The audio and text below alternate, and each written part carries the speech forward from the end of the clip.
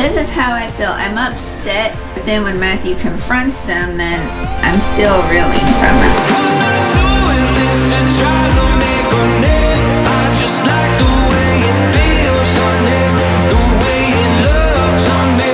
Still got the fire when you try to be a flood, 'cause I like the way it feels on it. That little rise of blood. Good morning, y'all. Morning. It is our anniversary. Yay! 17 years married and way more than that dating. Right. It's August 5th. It's a Saturday, and you know, either Saturdays or Sundays are our Explore Day. And so our adventure is not very far from here. We're going to the First Peoples Buffalo Jump State Park. Now that's a mouthful right there. And it's really exciting. This is, I think we understand, it's the largest buffalo jump in the whole country.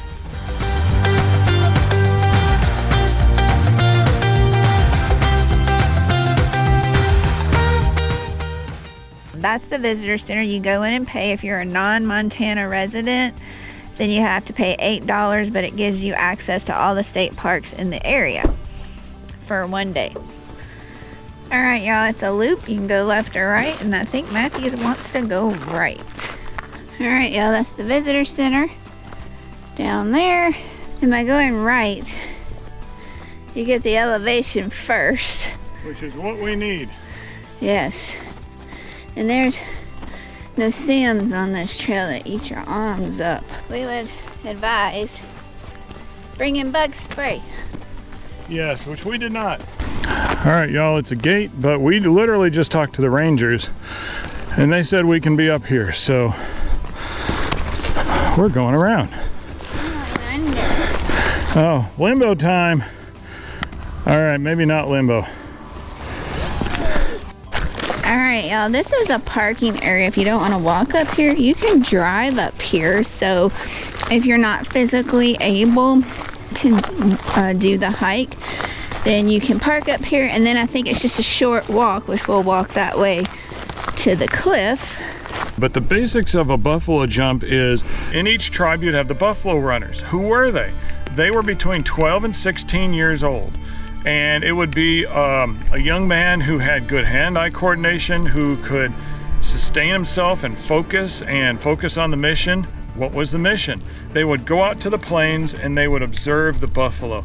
They'd look for who? The top cow, the top matriarch in the herd. And what they would do was they would have a headdress. I'll put a picture in right here. This is an actual headdress that they would use. This is an actual artifact. It's not a replica. They would put it on and they would mimic the sound of a distressed calf. They would find the matriarch and do the distressed calf call, and this would take days and even weeks, and they would kind of like a stick with a mule, you know? You move the stick and then the mule follows the stick. You move the carrot, the mule follows the stick. That's exactly what they did with the cow. They would lead the matriarch towards the buffalo jump.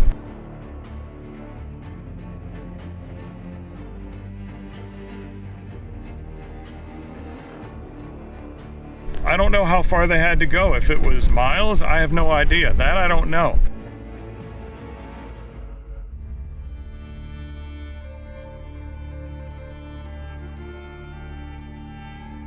This is an area where they used to have teepees. Some of them would camp here long term, because think about it. This is where their food source, what they used every part of it. They're very efficient, practical peoples. You've been waiting all day. Heck, you might have been waiting all week, or however long you've been waiting here for the buffalo to come. Now you can't mistake that sound of that rumble. They're coming. And if you've ever heard, even on TV, you heard a stampede of buffalo, we'd love to see it in person. Just these 1,000-pound beasts just careening towards this place. All right, so at this point, the runner has already been seen, the herd has already been felt, the ground has been shaking, everybody's getting ready, so the runner's running along.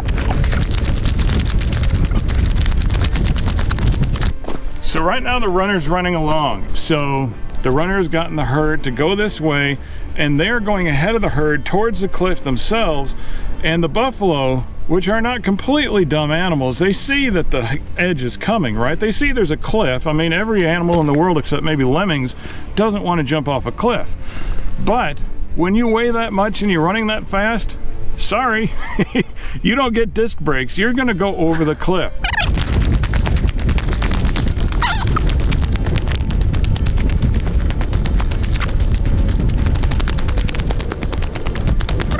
And they get to this point, the buffalo runner jumps out of the way onto some ledge down below, according to the information. Now, if Sean will pan this way, there might have been a ledge over here. And let's pan the other way. There might have been a ledge over here. The point is, y'all, there were so many buffalo. I imagine that they did use this exact path from time to time, but there's so many buffalo and there's so much cliff, it's hard for us to know exactly which part of it they used. They could have used all of it, as far as we know. So the runner gets out of the way and these big 1,000-pound beasts are just running and running and running. And they run, run, run, and what do you think happens next? Uh-oh, brake failure. So here come this whole herd of buffalo and they fall over the cliff. They jump over the cliff, the buffalo jump. It's very practical, very efficient, and they were humane people. They didn't let them suffer. Those who didn't perish when jumping over the cliff, it says in the information we got, the native people would have bows and arrows and spears, and they would, I would say, humanely finish off the ones who didn't quite perish from jumping over this. This is supposed to be the largest one of its kind in the country. You can see just how long this is. You know us, we like the high-flying trails. We like to see the epic mountain views and stuff. So when we first read about this trail, we're like, well, nothing to write home about, right? But I am really enjoying this history lesson that we're getting to explore, because I love history. I didn't love history growing up while I was in school, but the older I get, I love it. And this is so interesting to me. I feel so sorry or bad for the buffalo. I'm a huge animal lover. And I know you need animals to eat and stuff like that, so I feel sad about that. But it's very interesting to be somewhere where it was a very important part of history, and Lewis and Clark even came here. Yeah, this whole area was woven with Lewis and Clark history, so there's so much to see that'll bring you back to the day. Wow. Poor buffalo. Yes, however, poor buffalo, but it was for a good purpose. It's what they used. It's what they lived on. I wonder if any people died, you know, sometimes during the buffalo jumps. That's a good question. Y'all, that's where we were, and we told you this is the biggest one of its kind in the country. Well, now look at this side. I hope you have a big screen TV. Do you see how far that goes? Let me point. Look way out yonder. That's why this is the largest. They could have used any point along here. It's such a great place to do what they had to get done. All right, y'all, we are going back down, and we get to cross this neat little wooden bridge, and I bet there's snakes under it. Might even be a troll. Oh, that's just a bird. Okay, I got scared. All right, here we go. No snakes, no snakes, no snakes, no snakes. So, final thoughts on the trail. I mean, we're not done with it, but... It was honestly, and I'm not just saying this, it was a great little trail. If you go one way, it's steeper. If you go the other way, it's not so steep. We went the steeper way, so it's good exercise. It's very historic. It's an amazingly beautiful place. You just can't go wrong unless you do what we did, and we failed to bring bug spray. Bring your bug spray. The mosquitoes are not bad. It's just these thousands of little no-see-ums. Maybe Sean will let us show you her hair before we leave this place, and you'll see how many there are. All right, y'all. This is her hair. Let me try to zoom in so you can see. You see all these little things? Let me zoom out. They're covering my face right now as I'm filming this. These are the no-see-ums. We're being utterly covered. Y'all, it's like a horror show, these. Ugh. It really is. They're still alive in our hair. You can't see them in mine because mine's darker than hers, but Oh, you can feel your face being covered. It's like we're being attacked, but we can't see our enemy. I think I've swallowed some. We don't even want to stop long enough to get water. And here's another little bridge. Okay, ready? Everybody together. No snakes, no snakes, no snakes, no snakes. That was Matthew's version. I was just imitating him. Oh yeah, because that's what I sound like. And these, I don't know, this tall grass makes really creepy noise when you walk by them and you're like, what is that? Is it a bird? It's grasshoppers. Is it a snake? All right, y'all, we made it back to the truck. Matthew's ready to brush them bugs off of him. All right, y'all, we need to show you what's going on in our bathroom. It's not good. Come on, let me show y'all. Okay, as you can see, it's dark in here right now, but we have 3 lights. Like this one can turn on fine. And then we have puck lights. Look at this. It's just so dark. And this is like right in front of the mirror where, you know, Matthew primps and gets all pretty and stuff. You are lying. But you know, when you want to brush your teeth, put your makeup on, fix your hair, it's really dark. You keep reaching for the light switch and it's already on. Yeah, and like it's still a little daylight, so we do get natural light from the skylight, but y'all, when it's dark, yeah, that ain't gonna work. So are you gonna be able to fix it? The thing with these puck lights is you can't, with our particular model, you can't replace the bulb in there. Some you can, ours you just can't. So we're going to replace the whole thing. So we're not going to do that right this second. We're going to do that tomorrow. So stick around and we'll show you how it's done or how it's not done. All right, it's the next day and it's the morning time. And the reason that's important is because the AC has to be off so you can hear us. And we got to be able to have the power off. So I need as much daylight as possible when I do this. These lights are easy to take down, but you've got to be careful. You know what a mouse trap looks like? That's what these are. They have spring-loaded clips that are going to snap your finger and hurt you, so you got to be careful. I try to do one at a time, one side at a time. You just kind of pull it down. Can they see that? Mm-hmm. I'm still a little bit hesitant. It doesn't take that long. All right. So look, spring-loaded, very much spring-loaded. You see these? Now I'm going to turn the power off and I'm going to take these off somehow. Oh, those are crimped in there. I don't have crimped ones. All right, y'all, this was supposed to go quick. I mean, like maybe 5 minutes, maybe 10 if I'm generous. But now we have to go to Home Depot and get a what? Get these. And they crimp on here. That's the good kind. That's what you want. And I was totally unprepared. I wonder if that's what Grand Design changed. I wonder if it used to have the Wagos. Oh, And tell them what Grand Design did then. All right. Grand Design used the Wago connectors. It's the kind where it just flips up like a door, like an advent calendar. It just flips up. You put the wires in, you flip it down. They're horrible for a moving vehicle, for a moving trailer like this. And then we had been having problems with some of our lights going out. So what the service center did, the Grand Design Service Center, you know, the people who know what they're doing, they changed them all out to these crimped connectors. So they're not just going to come out. And that's where they should be in a moving earthquake like this. But I don't have any, so now we got to get some. So, and today's our Explorer Day, so we're probably not going to get to change the light now till tomorrow morning because we have to go explore, take y'all with us, and then we have to do some shopping, which I like to shop. Maybe I'll get a treat to the Hobby Lobby again. Doesn't Great Falls have a Hobby Lobby? I hear they're closed to everybody named Sean. Oh, whatever. Alright, y'all, we are adventuring today. We are going to Benton Lake Wildlife Refuge, and it's an auto tour or a bike tour, so... You can hike it, but they said in the reviews that when you hike it, people stop and go, "Are you okay? Did you break down?"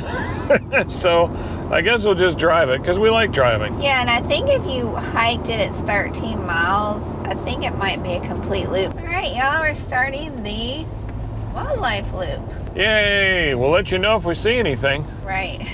All right, y'all. We got to see ducks. There's ducks out there and a pelican. Now, I don't know what kind of... maybe those are the ruddy ducks, because they said the ruddy ducks like to be on the open water so they can see danger.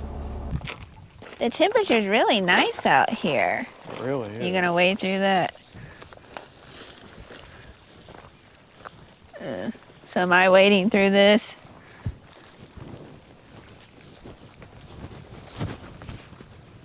Well, congratulations. There's nothing to see because they all flew off. You got bugs all over your shirt. I do? All right, let's go. You need to check me too. I got a bunch of mosquitoes in here.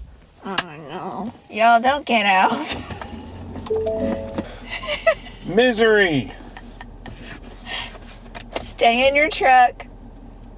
Watch the ducks from your vehicle, from your truck. They won't fly away. Don't go out there. There's a little perch that looked oh so pleasant. No. Bugs. Don't get out. All right, y'all, here's the dilemma.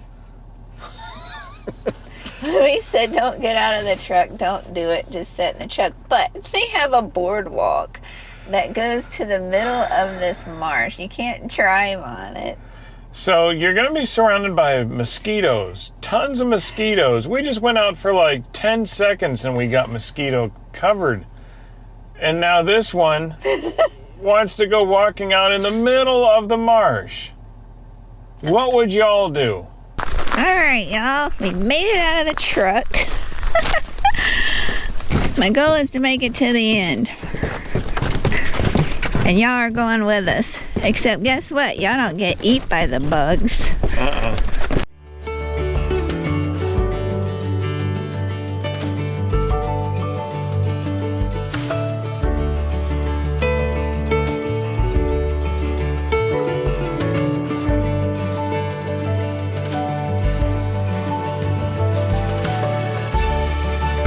Y'all, we made it! Woohoo! Yo, I don't think we're gonna be sitting on this bench. But can you believe it is like almost 11:30 on a Saturday and we are the only ones out here? We have not seen one other car driving on the auto loop tour. We haven't seen any bikes. It's supposedly a biker's paradise unless they come really early. We are out here by ourselves. It's amazing. Definitely if you're in the Great Falls area, we would highly recommend coming to the Benton Lake Wildlife Refuge, especially just to walk out here on this boardwalk. It's amazing. And it's handicap accessible because when we parked, they have a little ramp where you can get up here on the boardwalk. So it's accessible for a lot of people. I wish I could tell you what that is that we're listening to. I have no idea. So it's your fault that we're out here, but I will admit that this is really pretty enjoyable. So what do you think? I'm so glad we walked down here. I mean, like, it's so pretty. You get to hear the ducks, the geese, whatever's hiding in the cattails. So, ladies, if your husband refuses to go, make him go. It's worth it. Or vice versa. Whoever doesn't want to go, pull your spouse out and say, we're going down this boardwalk. It's amazing. Bring the kids.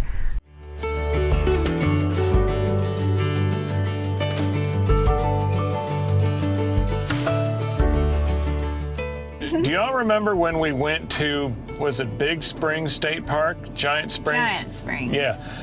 On the left, you might not have seen it in that video, but on the left, you could see this huge dam. That's what this is. Now we're on the other side. We're down on ground level. The last time we saw this, we were way up high on the highway.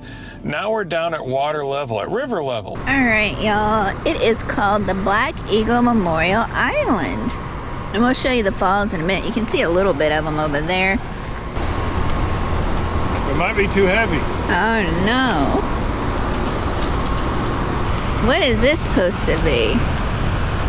So the water goes up through the dam, and then the bottom it turns this turbine, See all this big rust bucket is the old one. It would sit at the bottom of the dam. You can't see it. The water goes down and it turns this thing. You can tell by the way it's made, and then that helps generate electricity. That's really cool. So this is the part you never get to see until they're done with it. So now here it is. All right, y'all, this is Black Eagle Dam, and you can see there's some natural waterfalls in front. There's two viewing platforms. One is right there, right over there, and the other one is where we're standing. Both are free, parking's free. And you can tell on this other side of the river, right up in here, you can drive it or you can ride your bike on an old rails to trails thing that used to be a train bridge.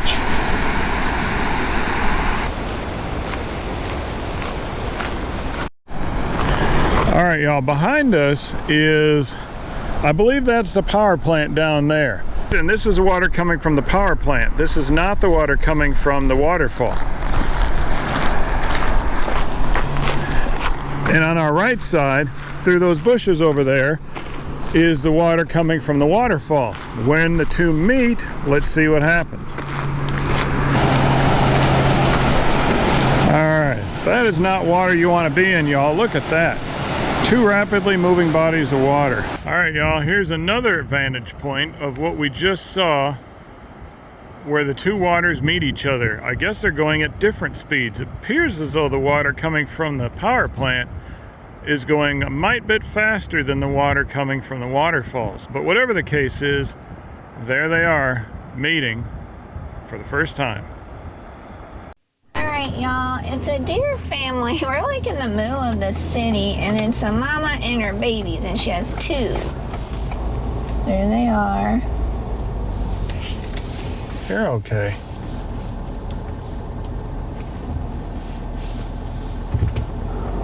Well, they learn to jump quick, don't they?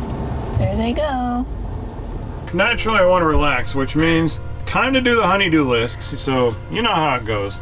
So we've got a sign that we have to hang up. Yeah, do y'all remember when he took me to Hobby Lobby for my birthday, and I said we came out of there under $20? This was the sign. Alright, so in order for us to put this up, we're going to use some kind of command strip. But first you have to clean it. So rubbing alcohol is my favorite. It'll cut through everything that's on that wall and clean it well.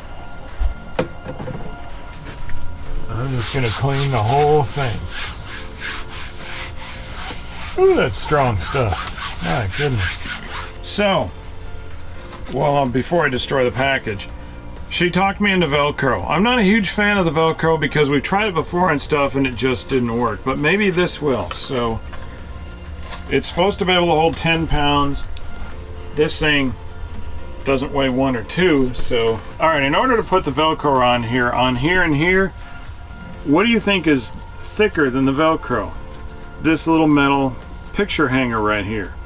And I'm not worried about these because nobody will ever see that. So thank God they use screws to put this in here. So I'm going to unscrew this and take this off because we don't need it. We're not going to put a nail in the wall. Some RVers do. I'm not. There you go. And voila. There you go. Alright. So there's two ways of getting these on the wall in the exact right spots because you see how small these are. You can either do it the old-fashioned way, which is measure. I could measure the distance from here to here and here to here. I'm not going to do that. That'll take way too long. So the other one is I'm going to barely tack these together. I'm going to take this adhesive backing off, and I'll do it on this side as well. And then I'll take this whole unit and press it against the wall exactly where we want it. And that way, I might as well do all four. And that way, it'll stick to the wall for 30 seconds, which it's supposed to. And then when I take it off, then all of these, in theory, should be sticking to the wall.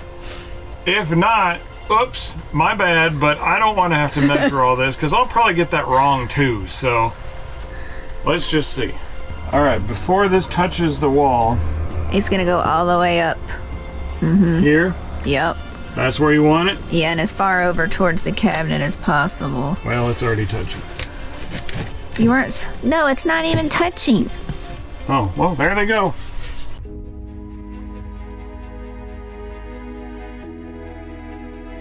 Good morning, everybody. We just finished up with breakfast, and while I was doing the dishes, we noticed on our big, beautiful windows that a neighbor was walking through our site. And this is the same neighbor. I call him a neighbor because it's an RV park. I don't know what row he's from. I actually don't know what RV he's in. But he walked through our site with his dog. And so I decided, and he's the same one who's walked through other people's sites with the same dog, so I decided to open the door, and just as cordially as I'm speaking to you right now, just as politely as we're having our conversation, is how I spoke to him. And I simply asked him, hey, would you mind not walking through our site? We all signed rules when we got here, which we did, that said don't walk through the site. I think it's a little rude. He's like, oh, okay. How does that make you feel? I don't like it. I mean, this is how I feel. I'm upset that people don't follow the rules and they walk through your campsite. I think that's a big pet peeve of a lot of RVers, and they even made us sign rules because apparently they don't tolerate that here at this park. But at the same time, I'm not going to confront you and say don't walk through the site. I'm just going to gripe about it all day to Matthew. He'll hear me gripe and stuff. So it makes me feel bad when I see people not following the rules, but then I guess I get over it quicker. But then when Matthew confronts them, then I'm still reeling from it. I'm like, now I feel very uncomfortable, like I just wanted to crawl under I don't know why, because I wasn't in the wrong, but I just wanted to crawl under the table. I'm like, great, now people are going to hate us because Matthew said something. And that's honestly how she takes it. I'm a different kind of person. I don't enjoy negative confrontation. It's not a passion of mine. I don't seek it out.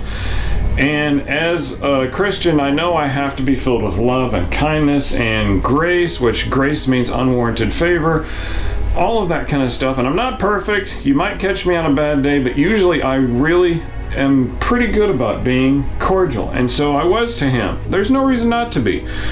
And I simply asked him what I asked him because I thought maybe this guy just needs to learn a lesson. He needs to hear that, hey, I take offense to you going through my site if you're not here.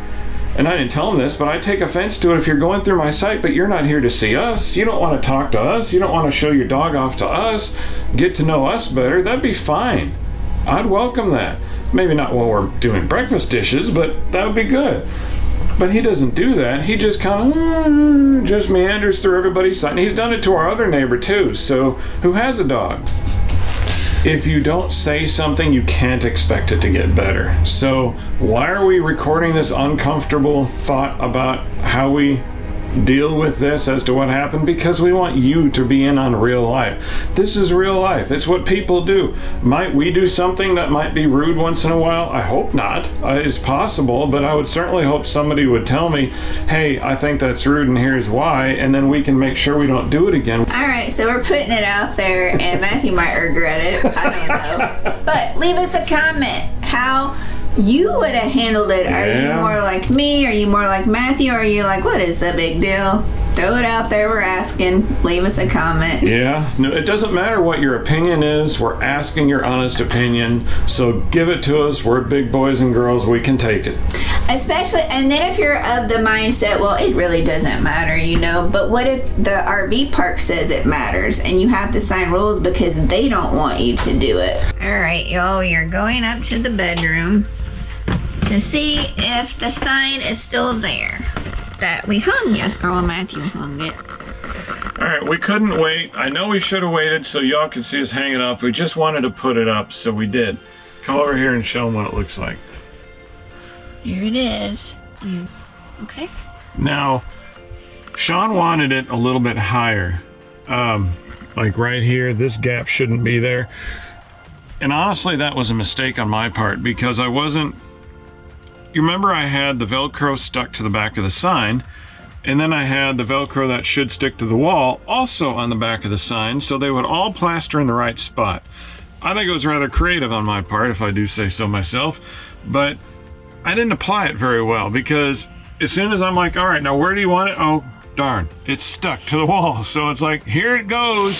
So I messed up a little bit. You live and you learn, but it worked. Oh, and then another thing. You have to know, you have to push the sign in order to get it stuck to the backing.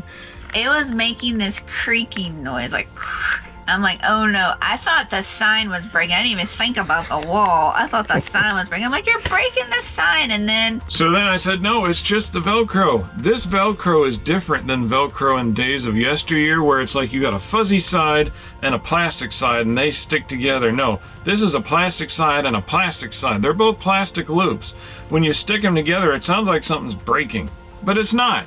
So she's like, my sign. So, and place your bets below. Is this going to stay on the wall during travel day? Because as you know, we boondock. Now, we don't go down horrible pothole rough roads, we but try. we do boondock. But then sometimes if you don't boondock, like hello I-40. Oh, going from what, Kingman, Arizona out east on I-40, nothing will be on the walls. Right, so I don't know, we'll see. On to the next project.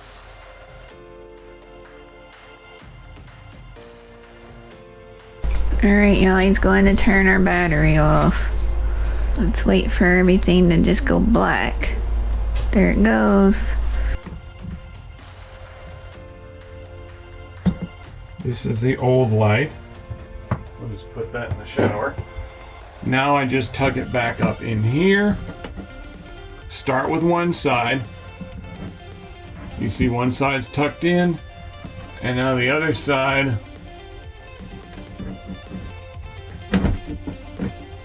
And just like that, we're done. Okay, y'all, he's going out to flip our batteries back on. Alright, it looks like the right color. But y'all, I'm gonna surprise him and tell him it's not. So let's get his reaction. Oh no, it's not the right color. Ah! You turd! I'm not a turd! She's a turd. It is the right color. We guessed right. Yay! Alright, do y'all remember back in the day when we put these on our propane tanks? These are, the Lippert wireless propane tank sensors. And you remember we've been having a little bit of a problem with it. The measurements haven't been exact. And that's because once a year you need to put on new dielectric grease. I know this is way more than we need, but it's the package that the store had. Surprisingly, it was not very easy to get a hold of where we were at. So this is what we got. These two metal things are magnets. This is where the ultrasonic waves go through the tank in order to measure it. So I'm going to put the dielectric grease here. Remember, you've got to do that once a year. Mopica has one of these too. And I believe it's probably the same thing. Every once in a while you should take a little more of this, just a dab, and put it there. Alright, I'm going to put a dab of this stuff, about pea size, right there. It's a big size pea. Uh-huh, you know it. Alright, that whole sensor is covered. Did I add too much? Probably, but that's not going to hurt anything because this is going to work now. Alright, the last thing to do is this. And I clean this off too. Just slap it on there. We're done. That's it. So obviously, we're here in an RV park. It's called Great Falls RV Park, formerly known as Dick's RV Park. So when you come here, you'll see signage that says Dick's RV Park, or people may refer to it as Dick's RV Park. Like when you order pizza, they're like, "What's Great Falls RV Park?" Dick's. Oh yeah, I know where that is. And so get to know both names. Right, and then when you call them on the caller ID on your phone, if they happen to call you back, it will say Dick's RV Park. Just so y'all know. I'm not sure when the name change happened, but when we checked in, y'all, or when you check in, this is what you'll get. The biggest Poster. RV map ever.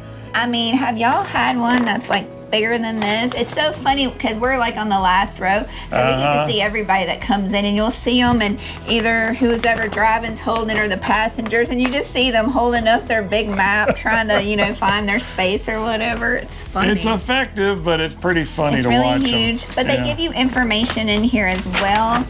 Also, it's bigger. Yeah, look. Also, this is the first RV park that we have been to where they ask for your insurance for, was it the RV and truck or both? I think it was just for the RV. We've heard of people doing that before. Our friends have gone through that. We've never experienced that. It wasn't a big deal. They give you like 3 days. You don't have to have it on your person when you check in, but we happen to always keep it with us, so it was easy. I can't imagine why they need it, but just make sure you have that. Yeah, and we're not sure if this is a RV age restricted RV park as far as how old your unit can be, because we've seen really old RVs, but she did ask us that when we called to make reservations. That was puzzling to me because she did ask, but there are all ages and all manners of mechanical abilities in this park, and I'll just leave it at that. So I don't know why they asked, because they don't seem to care, so maybe that's good for everybody. We haven't had to use it, but they do fill propane here. They have a laundry room, and they have I think showers here as well.